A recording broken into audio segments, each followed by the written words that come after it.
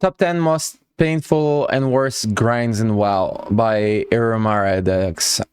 Leave him a like, follow him, he's a legend. Let's check this out. Only be obtained by mindless. WoW has a lot of stuff that can only be obtained by mindless grinding, but most of that is optional nowadays. But there were a few grinds that were absolutely necessary, and nearly everyone who did those grinds hated them.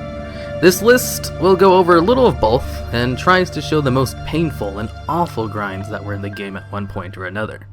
At number 10, we have the BC Hardcore Raid Grind.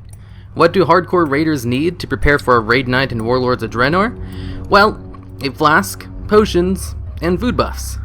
Now, what did the average materials needed before a BC raid look like? Well, this. Back in the start of the Burning Crusade, there was absolutely no limit to how many buffs you could get. So you could combine elixirs, flasks, food buffs, oils, consumables, pretty much everything you could think of. Hardcore raid guilds thought it'd be a waste not have all these buffs for literally every single attempt. And most hardcore raiders spent hours after each raid farming consumables for the next raid night. Number 9, the Disgusting Oozling Pet. The Disgusting Oozling had a 1% chance to drop from oozing bags, which in turn had about a 10% chance to drop from slimes in the world back in vanilla, giving the Disgusting Oozling about a 0.01% drop rate. That sounds pretty run-of-the-mill for farming a rare item, until you realize that this pet could actually be used to allow you to ignore certain raid mechanics. You see, players and bosses had a debuff limit of about 8 or 16 slots in vanilla. Once you filled up your debuff slots, new ones applied simply would knock off whichever debuff you had on first. The Oozling gave you a tiny nature resistance debuff when it was summoned. What you could simply do was summon and dismiss the Oozling over and over to fill up your debuff slots with its minor debuff to drop off all other debuffs, which could be used in raids to get rid of nasty debuffs, like the poison from Cthulhu's stomach.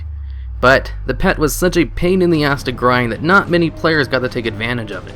If you were a hardcore raid tank and your guild made you get that pet, you'd be looking at weeks to months of non-stop slime killing. Number 8, the 58 to 60 level grind. Did you know, in vanilla WoW, there actually wasn't enough quests in the game to level all the way to 60? Once you got around level 58, you simply just ran out of quests that gave you meaningful experience. So, what were all those players supposed to do to get those last 2 levels of XP? Well, have you ever seen that South Park episode about World of Warcraft? Because that's basically what... Yeah, but you could do dungeons as well, so...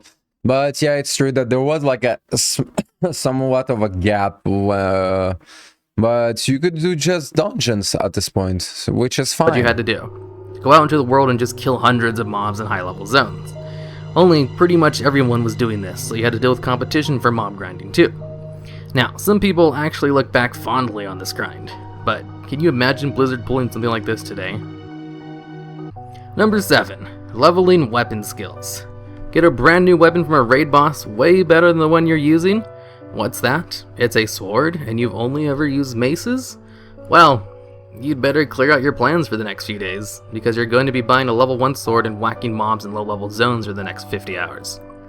But weapon skills were the worst for shamans. Enhanced shamans had a talent to be able to use two-handed weapons, and every time they respect, they lost all skill points in their two-handed weapon skills.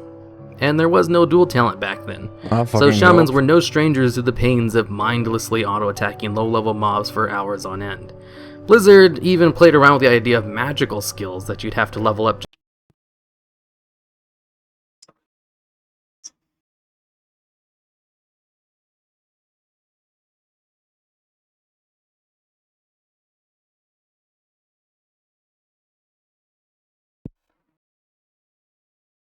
just like weapon skills, only with spells. But they decided not to put that in the game because it sucked. But they left in the weapon skills until Cataclysm. Number 6, farming the Sky Shards to get the Thundering Ruby Cloud Serpent. Sky Shards have a less than 1% chance to drop from all mobs in the Veil of Eternal Blossoms. The average amount of mobs killed in order to get 10 is usually around 12,000. Veil of Eternal Blossom was a max level zone in Mists, and the most populated zone since it's where the faction hubs were located. What all this meant was that you couldn't really one-shot the mobs in the zone until later on in the expansion when the gear inflation hit. And killing 12,000 of anything, even if you could one-shot them, takes a hell of a long time.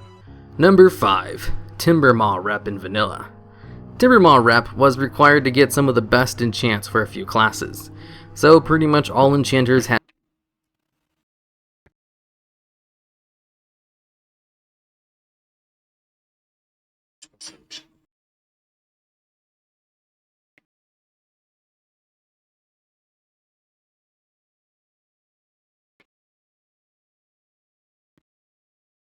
to do the rep grind. Luckily, you could get all the enchants at Revered, which only took killing about 2,000 furbolgs. Oh my fucking but god, you could also get 2000, beads and what the feathers fuck? from kills to turn in for more rep. Otherwise, it would take a lot longer than a mere 2,000 kills. In early vanilla, mobs that were below your level gave less rep per kills. And most Timbermaw mobs were around level 50, meaning going for the grind at higher levels took more kills than doing it at level. And did you want to hit Exalted for that neat trinket? Well, all you had to do was kill about 50% more furbolgs. And you know how I said there were a lot of good enchants tied to the rep? Well, that meant you also had a lot of competition while out doing your 3k plus mindless grind, trying to tag them before other people could get to them. Number 4, the Warlord of Draenor title. This title is absolutely insane to grind out. Or one you'll get eventually if you just really love to do Ashran. In order to get the title, you must have a level 2 Gladiator Sanctum in your garrison to unlock the Nemesis quests. Then you have to do all 8 quests, one at a time, and each quest simply asks you to kill 500 players of a particular race on Draenor. Which means, unless you've got a very active world PvP server, you're going to be getting 99% of those kills in Ashran. Luckily, you don't have to land the killing blow to get credit, so as long as you do Ashran 24/7 for a few months, you'll get the title eventually. I mean, killing 500 pandas? I don't think I've even seen 500 pandas while playing WoW. Even counting playing through the panda starting zone twice for the Iron Man challenge. Even getting the 500 kills on popular races like humans and blood elves takes a while. It just takes about 10 times as long to finish the panda portion. Well, from what I've heard and read online anyway, I'm not actually crazy enough to try to get that title. Number 3, farming the Time Lost Proto Drake. This mount The legendary Time Lost Proto Drake. This mount has been like the fucking despair incarnated of mounts since such a long time. drops from a rare Still not beaten. mob Exactly. of the same name in Storm Peaks, and spawns about once a week.